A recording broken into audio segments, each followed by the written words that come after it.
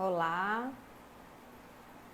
Leila, Raquel, Lucas, Enéia, segundo aqui conosco. A deputada acabou de Lourdes.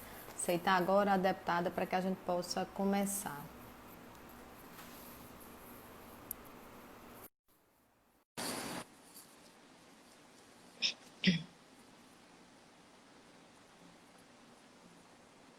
Oi, Alexandre, boa noite.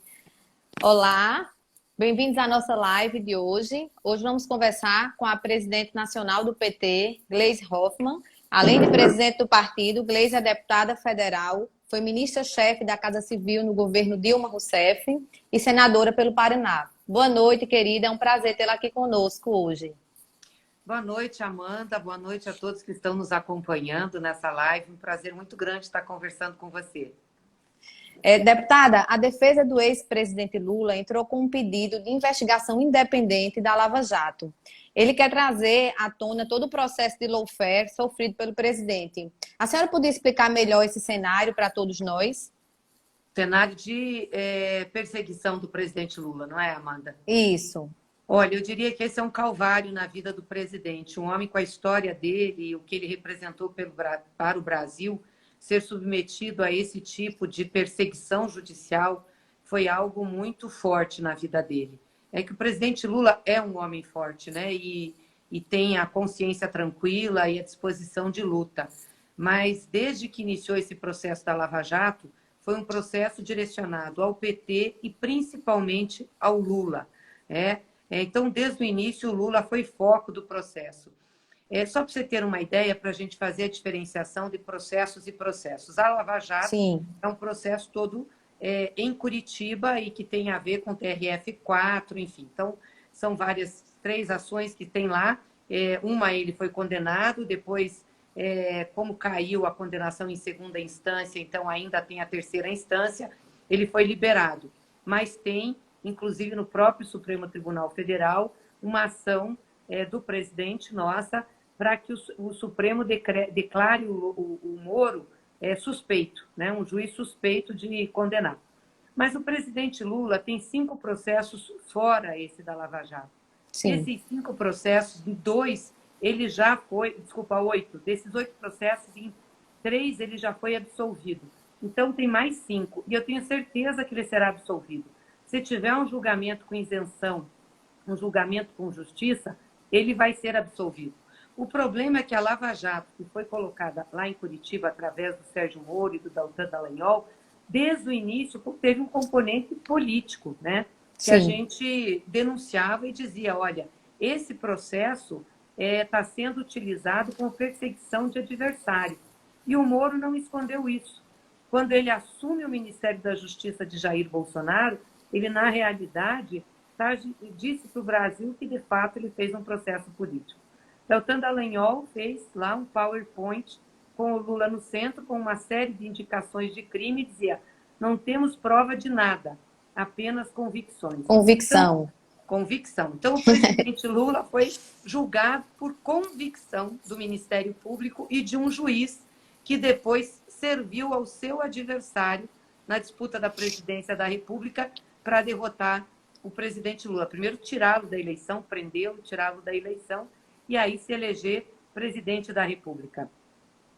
Não tem uma prova, aliás, todas as provas no processo em Curitiba, nesse primeiro processo, e nos outros 2 também que tramitam lá, são provas da inocência de Lula. São provas de que Lula não praticou o crime. É a questão do apartamento que vocês acompanharam, né? Na praia de São Paulo, no Guarujá. Quer dizer, o presidente Lula não comprou apartamento, não morou no apartamento, não pediu o apartamento, não ganhou o apartamento, e o apartamento foi o foco da sua condenação. A gente fica se perguntando como foi possível armar toda essa situação. E isso ficou evidente depois que o Intercept fez uma série de reportagens que a gente chamou de Vaza Jato. Que completou um ano recentemente, né, deputada? Um ano, faz pouco tempo agora, Isso. semana retrasada. Semana retrasada, exato. Que a gente chamou de Vaza Jato, por quê? Porque mostrava como eles construíram o processo. A conversa dos procuradores com o juiz, a conversa com pessoas que eles elencavam para depor contra o presidente. Quer dizer, um verdadeiro escândalo. Por isso que o presidente, ao lado de estar se defendendo desse processo na justiça, de pedir também a suspeição do Moro, resolveu fazer uma investigação autônoma de Sim. todas as acusações que fazem contra ele, né? Isso é uma situação muito ruim que nós estamos vivendo no Brasil, não é, Amanda? Porque o Poder Judiciário se instrumentalizou em muitos Passou a casos. criminalizar a política, né? E abrir essas operações direcionadas Brasil afora.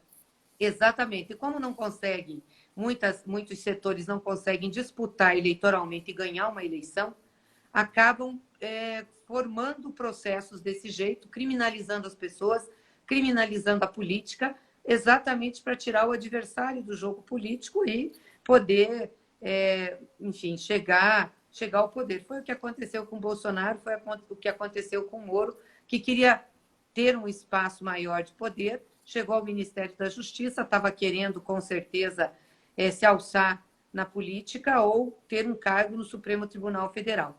Mas como a mentira tem perna curta, ou a verdade é um barco que balança e não afunda, aconteceu o que aconteceu com o Moro agora, né? Ele ficou desmoralizado porque serviu a um governo que ele teve que sair porque ele achou que estava fazendo água, denunciando coisas que ele, junto com esse governo, ajudou a esconder.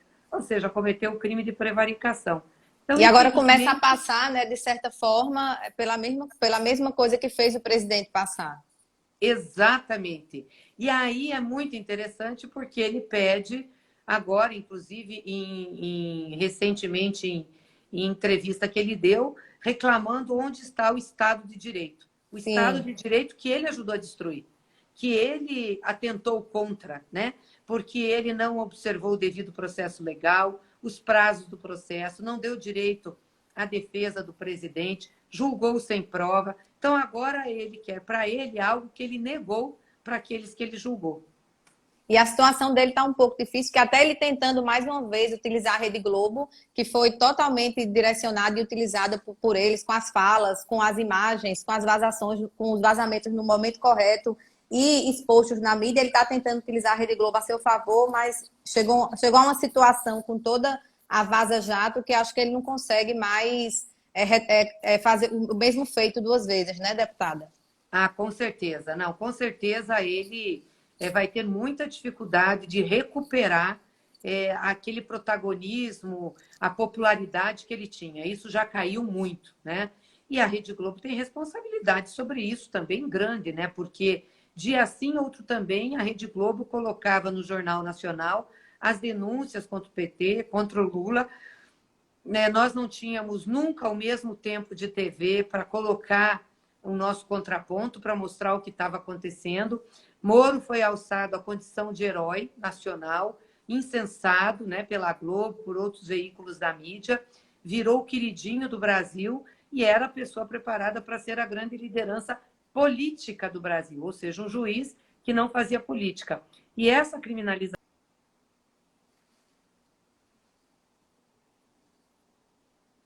Desculpa, entrou uma ligação aqui. É como se a política fosse algo ruim, né? Ou seja, quem faz política é ladrão, sim. Quem faz política não presta. Esse é o tipo do argumento da extrema-direita e daqueles que não querem que o povo participe do processo. Porque a política, na democracia, ela requer a participação popular. Pode ser que tenha erros, eu acho que tem problemas, acho que tem, mas ainda é o melhor sistema, o melhor regime, porque garante a participação do povo. Fora da política, a gente tem a barbárie. Por exemplo, a negação da política, a criminalização da política, resultou em Jair Bolsonaro.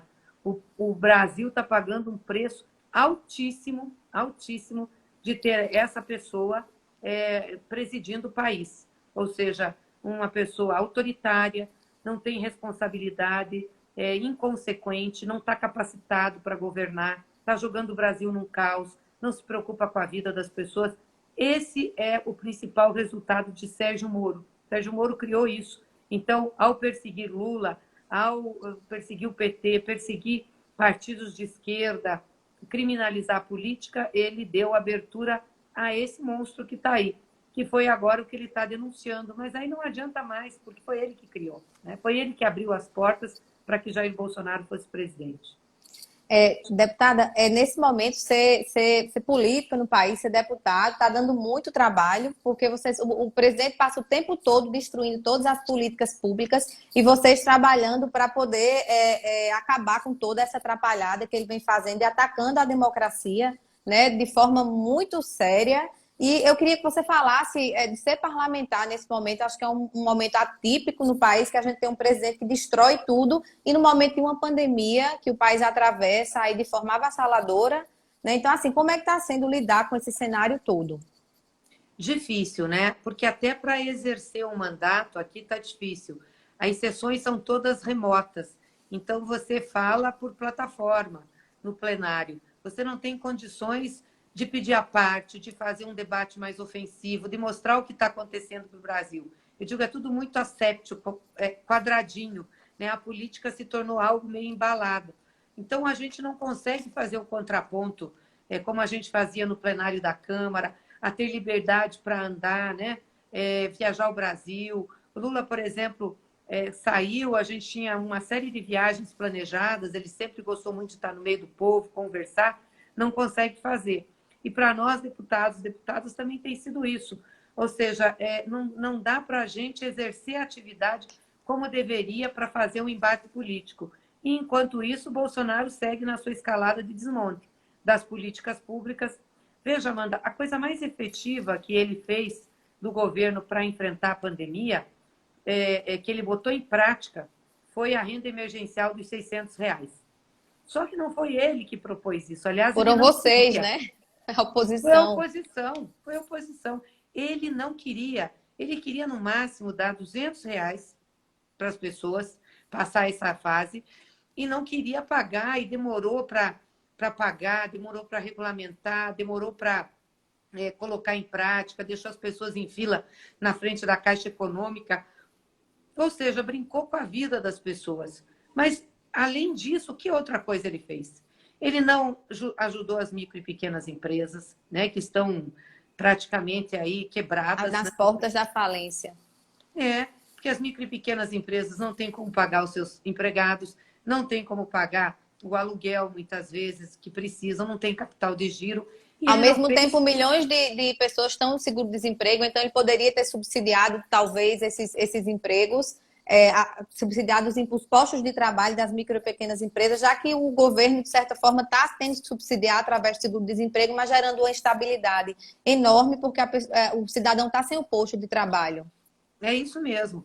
Nós fizemos uma proposta, a oposição aqui, de que o governo tinha que entrar pagando o salário das micro e pequenas empresas de quem ganha até 3 salários mínimos, como fizeram governos de outros países para garantir o salário e garantir os empregos e dar um crédito barato para as micro e pequenas empresas, com juro zero, com prazo de carência grande de 1 ano para começar a pagar, com prazo de pagamento de 60 meses.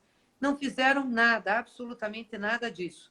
Ou seja, o crédito é normal, a carência é pequena, tem um monte de exigência para ter acesso ao crédito. Então, as micro e pequenas empresas estão fechando e são elas as que mais empregam. Mas eles não têm preocupação com micro e pequena empresa. Aliás, o Guedes falou naquela reunião ministerial, que foi apresentada ao público, de como eles se reúnem e debatem no governo, que as micro e pequenas empresas davam prejuízo ao Brasil, que tinha que ajudar as grandes empresas, porque essas sim dariam lucro. A cabeça deles é uma cabeça voltada única e exclusivamente para o lucro, única e exclusivamente para os grandes, não consideram o povo é estatística. Tanto que Bolsonaro, quando fala em mortes da pandemia, ele diz, e daí? Não tem nenhuma empatia com a dor das pessoas. Então é muito triste o momento que nós estamos vivendo. E é exatamente por conta dessa desestabilização que foi causada pela Lava Jato. Foi o impeachment, né, o golpe contra a Dilma, e a Lava Jato, que acabou com as instituições, com a referência à Constituição, ao Estado de Direito, às regras que você tinha de convivência. Então, depois disso veio o caos. Então, o Brasil caminha para uma situação muito dura. Eu espero, sinceramente, que a gente consiga reconstruir esse país passado Bolsonaro. E espero que ele saia logo, né? Nós estamos aí com o processo de impeachment, fazendo campanha para que isso aconteça, porque nós tentamos ajudar o Brasil, apresentamos vários projetos, conversar com o governo, nada disso adiantou. Quer dizer, o governo é o epicentro da crise. Ele que é o responsável por isso, então ele tem que sair, não tem como ele ficar. Enquanto tiver Bolsonaro na presidência e o governo dele aí, nós não temos como salvar o país da crise.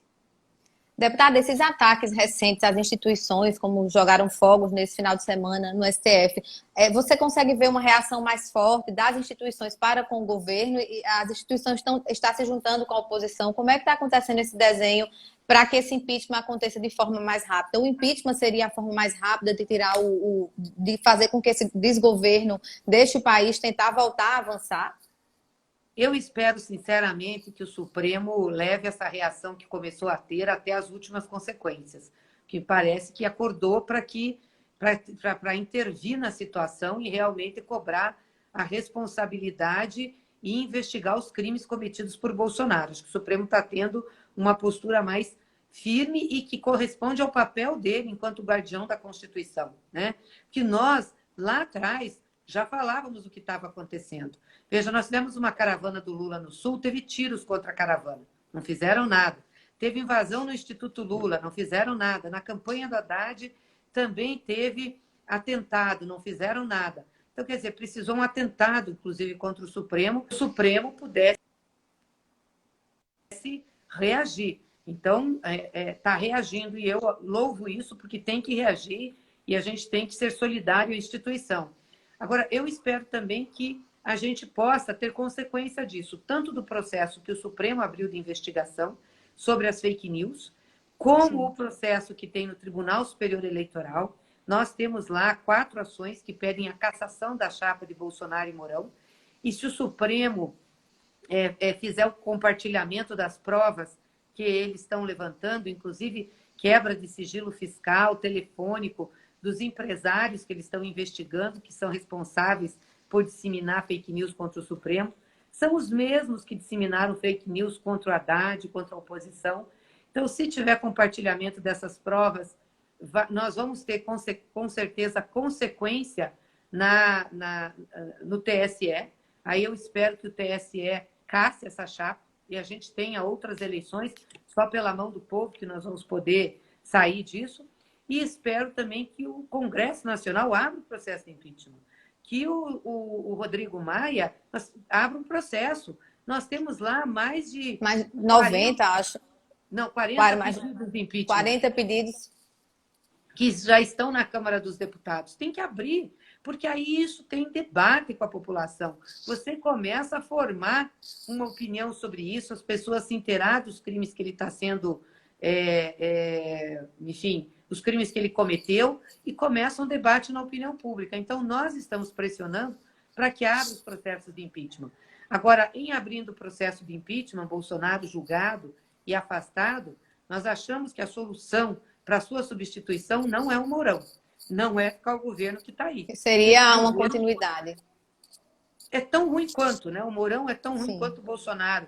É a mesma política econômica, é a mesma política antipovo, é a mesma política autoritária. Teria que ter novas eleições.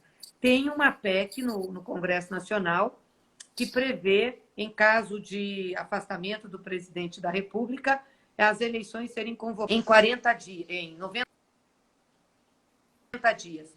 Então, nós teríamos um novo pleito eleitoral. É isso que nós estamos lutando, com impeachment, com convocação de novas eleições. Se for julgado o processo no Tribunal Superior Eleitoral, aí é diferente, porque aí já vai requerer a nova eleição. Então, caça a chapa e aí tem que ter uma nova eleição.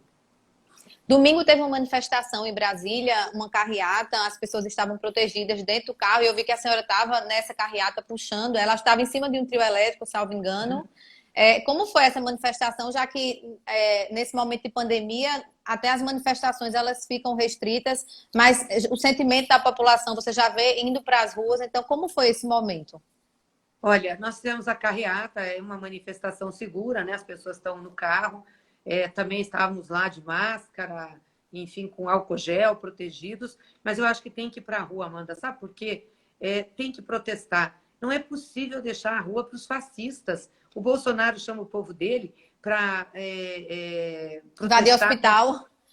Para invadir hospital, para protestar contra as instituições, para ir para a rua sem máscara, sem nada, para falar em impropérios, né? Para desfazer do povo, não está nem preocupado. Nós não podemos deixar de ter reação, tem que ir. Assim como eu fui para São Paulo no domingo também, na manifestação que teve lá, puxada pelas torcidas organizadas, por entidades, para mostrar a nossa solidariedade, que estamos juntos. Porque, na realidade, Amanda, a maioria do povo brasileiro está exposta ao vírus, não está fazendo quarentena. Por conta do Bolsonaro, ele exortou as pessoas a ir para a rua. Não tem políticas públicas, né, para que as pessoas possam fazer a devida quarentena, então o brasileiro termina indo para a rua mesmo. Exatamente, é isso mesmo. Porque as pessoas não têm renda, que assegure que elas não precisam trabalhar, né?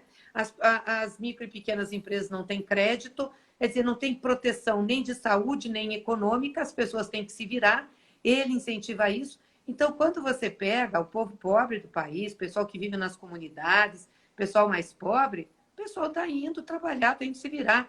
Na maioria da população são os negros e negras, que é a maioria da população no país, que estão expostos ao vírus. E o Bolsonaro não está nem aí. Então, eu não vejo direito, às vezes, da gente dizer, bom, vamos fazer uma quarentena. Nós que somos de classe média. Claro, eu acho que as pessoas têm que se cuidar. Quem pode fazer, tem que fazer.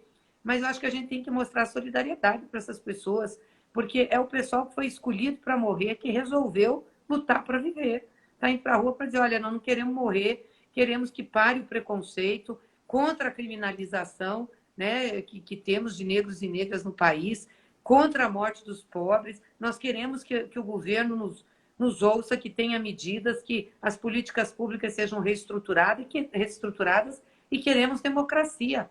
E isso foi bom, porque o fato do pessoal ter ido para a rua 3 finais de semana consecutivos, espantou os bolsomínios, espantou a direita. Lá em São Paulo, a manifestação deles não tinha 80 pessoas. Ficaram com medo também, o próprio Bolsonaro recuou, mas ele tem que saber que o povo brasileiro não está para brincadeira.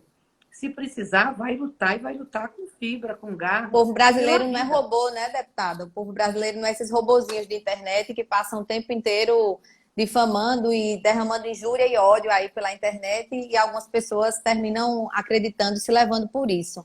Eu queria que a senhora falasse um pouquinho aqui para os nordestinos, né, que foi o povo que resistiu no processo eleitoral, mas que é um povo que a gente percebe que sofre muito preconceito desse governo, né? Então, qual é a percepção que a senhora tem disso? Não, o Bolsonaro, pelo que a gente vê de reação dele, ele não gosta do povo do Nordeste, né? Ele odeia o povo do Nordeste. Essa é a grande realidade. Não sei se por mágoa da eleição, mas muito antes ele já era preconceituoso. As piadas que fazia, a forma como se tratava a região, se referenciava, ele nunca gostou, né? O Bolsonaro é um homem do Sul, daquela tradição mais conservadora e de extrema direita que tem, que acha que as coisas se resolvem na bala e que pobre é pobre porque não gosta de trabalhar, porque é vagabundo, né? Faz piada preconceituosa com os negros, com a população LGBT, com as mulheres, né? E com os nordestinos. É um absurdo o que ele faz nas políticas públicas. Em relação ao Bolsa Família, por exemplo, né? Quando eles fizeram a abertura de novas Bolsas Famílias, e a gente sabe que uma grande parte, né, da população que precisa estar no Nordeste, ele abriu a maior parte das bolsas para o sul do país, né? Outros projetos que tem no Nordeste, vamos falar da transposição de São Francisco, que nós fizemos um ato lindíssimo com o Lula aí, com o governador Coutinho. Em Monteiro. Foi muito legal, né, mostrando o que é o São Francisco, a transposição, o benefício disso para a região. Ele parou a obra. Quer dizer, a obra está sendo deteriorada, ele está deixando o canal seco para rachar no sol, dizendo que tem problemas técnicos. Isso é um absurdo, gente. Foi uma obra importante de combate à seca. Ele não está nem aí. Então, o Bolsonaro ele faz política assim, para os amigos, para quem ele gosta, para quem ele acha que vai estar com ele e que defende essa política preconceituosa que ele tem. É uma pena, né, que a gente tenha um cara como esse no país, porque nós estávamos numa política de integração do país, de integração regional, de esforço para fazer o desenvolvimento os desenvolvimentos regionais serem mais harmônicos, né? Ou seja, não ter tantas diferenças regionais como a gente sempre teve, né? O chamado Sul Maravilha e o resto do país, ou Sudeste Maravilha e o resto do país, mas ele está desmanchando essas políticas. E eu acho que isso vai ter um custo altíssimo aí para a população, né? Afeta em cheio a vida do povo, né? Então, o desmonte na política, não só do projeto São Francisco de combate à seca, mas a política de cisternas, de eletrificação, de melhoria das condições rurais, né? No Nordeste, no Norte brasileiro, a política indígena que ele faz, ambiental, enfim, tudo é de destruição. Mas ele deixou claro isso. Ele falou tudo isso, ele falou tudo que ia fazer. Ele sempre disse que ele viria para destruir o que estava aí, para reconstruir o que ele achava que fosse certo. E ele está destruindo, de fato. Só que ele não está construindo nada, pelo menos para o povo ele não está construindo nada. E ele não destruiu mais porque a oposição está muito firme, muito forte, né? E vem seguindo os passos de fato dele e tentando frear isso da forma que pode. Com relação ao auxílio emergencial, tem muitas pessoas perguntando se ele vai ser postergado. O Guedes já anunciou, já sinalizou várias vezes que vai baixar para R$ 300, mas a oposição já está trabalhando com relação a isso? Já está trabalhando. Nós temos um projeto, eu tenho um projeto, tem mais deputados com projeto que estende esse auxílio emergencial. O meu projeto estende por 1 ano, porque nós achamos que menos de 1 ano o Brasil não vai conseguir encontrar o seu caminho de reconstrução. E primeiro tem que tirar Bolsonaro e depois reconstruir o país. Então não dá para deixar as pessoas sem renda. Agora o Guedes e o Bolsonaro querem baixar isso, ou seja, baixar para R$ 300. Eles não têm noção do que é a vida do povo. Aliás, o Paulo Guedes é um banqueiro, né, do sistema financeiro, trabalhou sempre para fundo Abutre, aquele fundo que faz especulação financeira. O projeto que ele quer implantar no Brasil, ele disse naquela reunião ministerial, é liberar o jogo de azar, liberar os jogos de cassinos, ou seja, ele quer a jogatina no Brasil. Ele é uma catástrofe do ponto de vista da economia. Tiraram os direitos do povo, fizeram a reforma da Previdência, cortaram direitos trabalhistas. Então, para ele, povo, vou repetir, é estatística, não é gente. Eles tratam como se fossem números que estão lá e eles divulgam esses números. Por isso que a gente tem que ser firme e combater. Nós estamos agora também pressionando o Rodrigo Maia para colocar em votação esse projeto, que estende por mais 1 ano e estende o valor de R$ 600, e não de 300, como que é Paulo Guedes e Jair Bolsonaro. Mudando agora um pouco de assunto, antes de você ser presidente do PT, ele tinha sido presidido por homens e homens fortes, como o presidente Lula, como o José Dirceu. Então, a política ela é muito machista, sobretudo para mulheres fortes como você, né? E como está sendo atuar e manter a resistência nessa conjuntura de tanto ódio, né, e de tanta violência contra a mulher e contra todas as outras minorias, né? Não posso considerar a mulher uma minoria, mas é uma política muito forte, muito machista contra a mulher e contra as minorias do país. Não, com certeza. A política é machista, né, como todos os setores do Brasil, e é masculina, eminentemente masculina. São poucas as mulheres que estão na política, porque é difícil, né? A política é a guerra sem armas, ou seja, é a disputa de posição, é a disputa de poder. Né? Em vez de fazer guerras, a gente estabeleceu a arte da política dentro da democracia para poder disputar as ideias e as posições. Então, é sempre uma disputa grande. E é óbvio que quando a mulher entra, é mais um agente político a disputar naquele universo que já está com muita gente disputando. E as mulheres são pouco, digamos assim, não têm familiaridade com a política, né? Nós entramos na política, do ponto de vista histórico, muito recente, foi na década de 40 que a gente conquistou o direito de voto, de votar, né? E, claro, ser votada, mas aí não tinha nem candidatas. Então, os partidos não abrem espaços, tem dificuldades dentro do partido. Então, não tem 100 anos que a gente está nessa toada. Então, é muito difícil, né? Os códigos na política são masculinos, a forma de fazer, os horários, né? Não tem tempo para nada, é absorvido totalmente por aquele ambiente. E as mulheres, com as suas duplas e triplas jornadas, muitas vezes se distanciam. E mesmo pela agressividade que às vezes se dá ao embate da política, né? Acabam não querendo ir. E isso é um prejuízo enorme para a democracia, porque eu não acredito numa democracia plena em que 50% da população que nós somos não estejam representadas de fato na política, né? Ou seja, na quantidade que merece. Nós temos que ser pelo menos 50% dos cargos eletivos que definem a vida do país, porque é na política que define. São os deputados e senadores no Congresso Nacional, é o presidente da República, são prefeitos e prefeitas, são governadores, são deputados estaduais, vereadores. A definição da vida do país passa por aí. Então, se as mulheres não participam, com certeza a democracia fica capenga, e é capenga. Por isso que a gente pede muito, né, incentiva muito as mulheres a participarem. Dentro do PT, por exemplo, nós estamos numa briga e numa luta para isso acontecer quase desde a fundação. Nós tínhamos implantado a cota de 30% e agora nós temos a paridade nos cargos de direção. Eu consegui chegar à presidência do PT porque nós temos essa política afirmativa. Tem que colocar 50% de mulheres nos cargos de comando. Aí diz assim, mas essas mulheres não são preparadas. Se preparam, então. Porque se ninguém dá oportunidade para preparar, vai se preparar a fórceps. Bota nos cargos de comando e a gente vai ter pelo menos oportunidade, né, de vivenciar a política, de se preparar para ela e vamos começar a crescer como quadros políticos. Agora, se a gente não tiver espaço nenhum, como é que vai fazer? Como é que você vai desenvolver? Se não tem oportunidade, as coisas não acontecem. Então, isso é muito importante. Mas é difícil sim, Amanda, é difícil. Você tem que provar que é melhor que um homem, você tem que trabalhar mais, mostrar mais os resultados, né? E sempre tem a depreciação. Não entende, mulher, coitada, não sei o quê. E aí, se você briga, você é histérica. Homem pode brigar, puxar o facão, gritar. Quer dizer, a mulher, se é um pouco mais ofensiva, é histérica, é estreita, não tem capacidade, não sei o quê. É desse jeito, entendeu? Mas como a gente também não faz política para receber elogio ou para receber avaliação dos outros, a gente faz por uma causa e porque acredita, então isso tem que passar ao largo e a gente denuncia e enfrenta. E estimula outras mulheres a participar, que eu acho muito importante.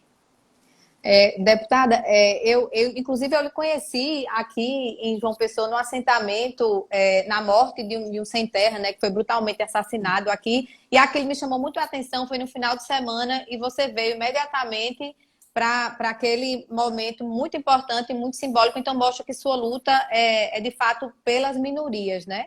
E é muito bom ver uma mulher tão engajada e tão empoderada e tão forte que vai desbravando tudo e sem limites, né? É muito bom vê-la assim na política e que já passou por tanta coisa, já teve toda a sua vida exposta, mas continua firme e é um espelho, eu acho, para todas as mulheres. Parabéns pela sua luta, né?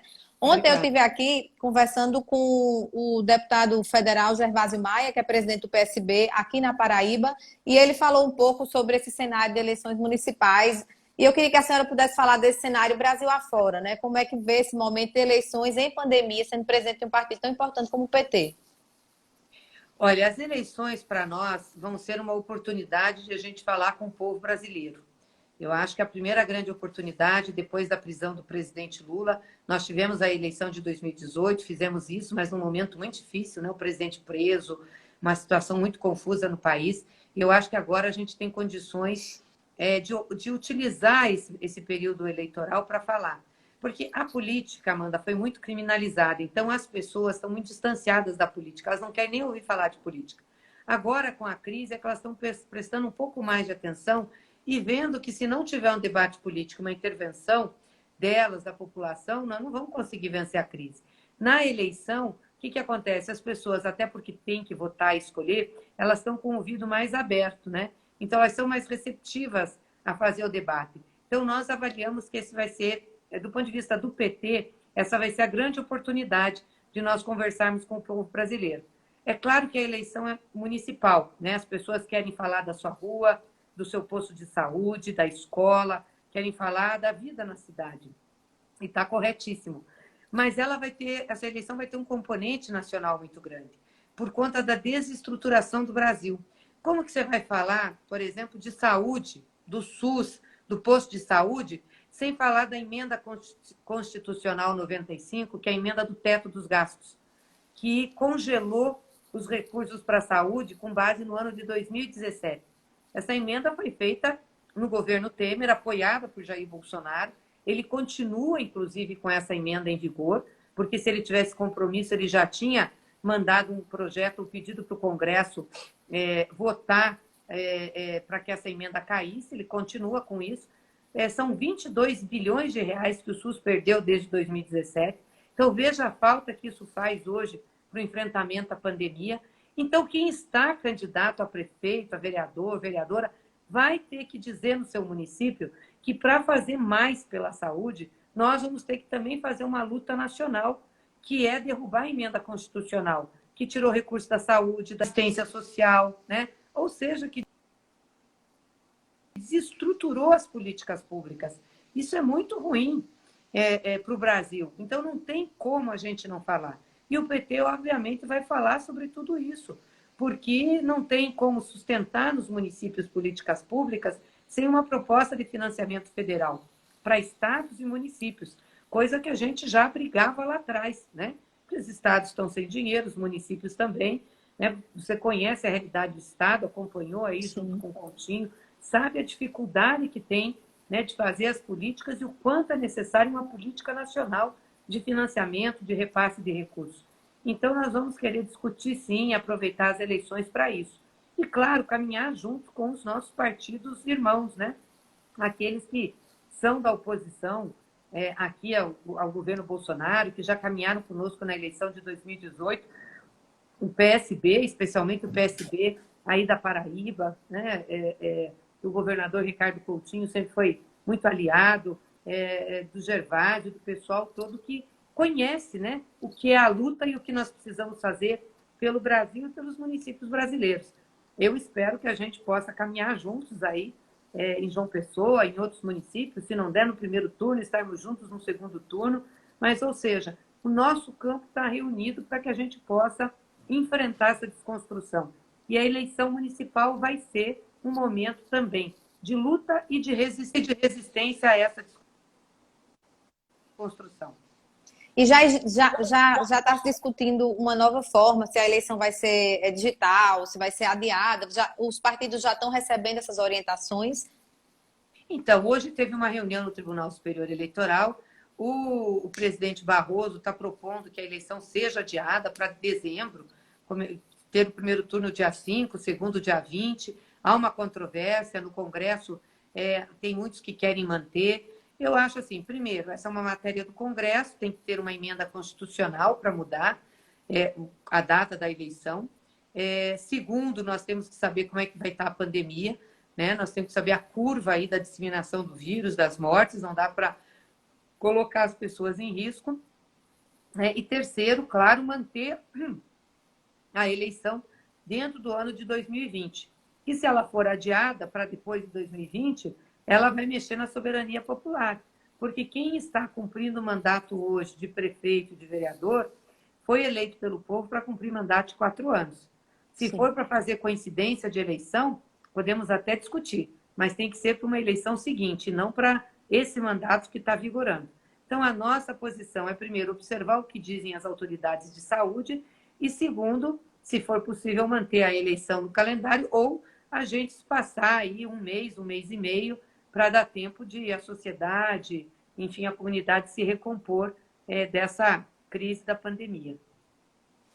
Tá bom, deputada, foi muito bom falar com você. Tem muitas pessoas aqui conosco, nos ouvindo. A gente pôde passear aí por tudo que está acontecendo no Brasil, um grande conteúdo, né, que a senhora traz aqui para a gente. Eu queria deixar um espaço aqui, a gente está chegando ao final da live. Eu queria lhe agradecer por esse espaço na sua agenda. Eu sei que você está trabalhando muito aí, enfrentando todo esse governo, esse desgoverno que vem destruindo o país e todas as políticas públicas, e a maioria delas implementadas pelo PT, né, foram grandes avanços em todo o país. Então, eu queria deixar um fechamento aí para que você possa chamar a população para se manifestar da forma correta, para que a gente possa resistir e lutar contra os governos do governo Bolsonaro, o desgoverno do governo Bolsonaro, né? O desgoverno, é isso mesmo, Amanda.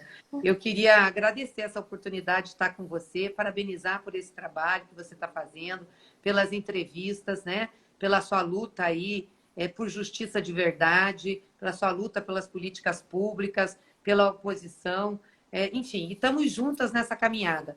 E dizer a todo o pessoal que está nos assistindo, agradecer aí os apoios, enfim, as manifestações. Tem muita gente que entra para criticar, eu não sei qual é, na realidade, desse pessoal que apoia o Bolsonaro entrar nas nossas lives, né? Deve ser que eles não se gostam, eles querem ouvir a gente falar, né? Isso, faz parte, né, deputada? Eles acham que nos atrapalham, coitados, né? Então, deixa eles tocar a vida aí. Eles estão aprendendo, na verdade. É isso mesmo, é bom eles entrar para eles terem aprendendo. Um pouquinho de discussão. Mas agradecer a todos que estão aí nos acompanhando e dizer que, claro, nós vamos precisar lutar, né? Tudo que nós conquistamos no Brasil, para a imensa maioria do povo pobre e trabalhador, foi através de luta, porque as elites desse país nunca acharam que o povo fazia parte do Brasil, né? Sempre acharam que o povo estava na periferia da construção de um Estado. E a gente sabe que um Estado, sem proteger o seu povo, sem ter um desenvolvimento para todos, sem incluir, não vai ser soberano, né? Não vai ser sustentável. E que a gente precisa muito agora cerrar fileiras para a gente proteger o nosso país e proteger o povo brasileiro. Aproveitar essa crise para desembarcar desse neoliberalismo, já tem muita gente criticando. O Estado precisa ser forte, principalmente num país como o Brasil. Não tem como não ter Estado forte, então o Estado tem que ter políticas efetivas, tem sim que colocar muito dinheiro para investir, dinheiro na saúde, na educação, na assistência social. É isso que vai fazer o Brasil ser um país com condições de desenvolver, e, sobretudo, dizer que nós temos que trabalhar com a esperança, né? Esse país é grandioso, um povo trabalhador, generoso, nós vamos sair dessa sim, né? Pode demorar um pouquinho, eu espero que não, nós vamos sair, nós temos condições de reconstruir esse Brasil, nós temos 500 anos de história, grande parte dessa história foi uma história contra a maioria do povo, mas nós, num período curto de democracia, após a Constituição de 88 e depois dos governos, né, do presidente Lula, principalmente, nós conseguimos mostrar que é possível ter um outro país. Um país que gere emprego, um país que tenha renda para as pessoas, um país que tenha políticas públicas fortalecidas, um país que cuide do desenvolvimento regional. É isso que nós queremos, um país para o seu povo. Então, quero dizer para todos, não perder a esperança, nós vamos conseguir sair dessa. E, por fim, eu quero manifestar minha solidariedade, também do PT, a todas as famílias que perderam suas vítimas, seus entes queridos no coronavírus, né? Porque é muito triste isso. Perder um ente querido já é difícil e numa pandemia como essa sequer conseguir velar, né, o corpo das pessoas. Então é uma dor tremenda. Eu queria manifestar solidariedade também aos profissionais de saúde que têm dado sua vida, aos profissionais do SUS, do Sistema Único de Saúde, que com todo o ataque e tentativa de desconstrução nos orgulham muito por estar enfrentando essa crise. É a saúde pública que, no fim das contas, segura tudo. E, claro, uma grande solidariedade a você, ao Ricardo, por tudo que vocês têm passado. A gente está junto nessa caminhada, conte conosco e vamos estar juntos aí na reconstrução do Brasil, não tenho dúvidas. Vamos continuar resistindo, deputada, e devolvendo às pessoas também a capacidade de sonhar, né? Falar com a senhora faz com que isso venha para muitas pessoas, devolve um pouco da capacidade de sonhar desse povo tão sofrido, desse nosso povo tão sofrido, né? Desse país. Um grande abraço, eu sei que a senhora fala sempre com o presidente Lula, um grande abraço para ele, né? Obrigada. E continue firme na sua caminhada, que nós estamos aqui. Vocês lutam aí, a gente luta aqui e a gente vai conseguir melhorar esse país. Um grande beijo e obrigado a todos vocês que estiveram aqui conosco hoje. Tchau, tchau. Tchau, até. Até.